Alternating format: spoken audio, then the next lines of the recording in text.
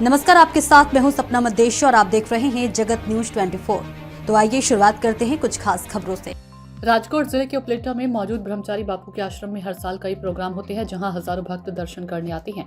इसलिए ऐसे अलग अलग प्रोग्राम के लीडर हर साल एक बड़ा बटुक भोजन का आयोजन करते हैं, जिसके चलते इस साल भी उपलेटा शहर के अलग अलग स्कूलों के हजारों बच्चों के साथ साथ माता पिता और टीचर भी इस प्रोग्राम में शामिल हुए और बटुक भोजन ग्रहण किया। ब्रह्मचारी बापू के इस आश्रम में धुन मंडली द्वारा इकट्ठा की गई सारी रकम हर साल होने वाली सेवा और बटुक भोजन में इस्तेमाल होती है, जिससे हजारों बच्चे भोजन प्रसाद लेते हैं। गुजरात राजकोट उपलेटा से सरफराज कौडी की रिपोर्ट। પરંપરાગત રીતે દર વર્ષની જેમ 15 વર્ષ થયા જે રીતે બ્રહ્મચારી બાપુની જગ્યાની અંદરમાં બટુક ભોજન ચાલે છે એવી જ રીતે બટુક ભોજન ચાલુ રહેશે। આજરોજ બટુક ભોજન નિમિત્તે અહીંયા ઓછામાં ઓછા આખા ગામના 5,000 છોકરાઓ પ્રસાદી લેશે અને એની સાથે મોટાઓ પણ પ્રસાદી લેશે અને આ જ્યાં સુધી લોકોની ગામની બધાની બ્રહ્મચારી બાપુ જગ્યા ઉપર બધાનો આ છે હાથ ત્યાં સુધી આ ચાલુ જ રહેશે એવી અમે બધાને પ્રણાભાઈ અપેક્ષા બધા પાસેથી રાખીએ।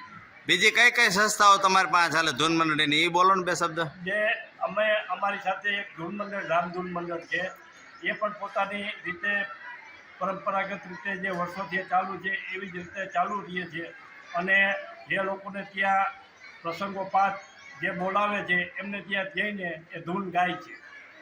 ऐसे ही अपडेट्स के लिए देखते रहें जगत न्यूज 24 और हाँ, हमारे चैनल को लाइक, शेयर और सब्सक्राइब करना बिल्कुल ना भूलें।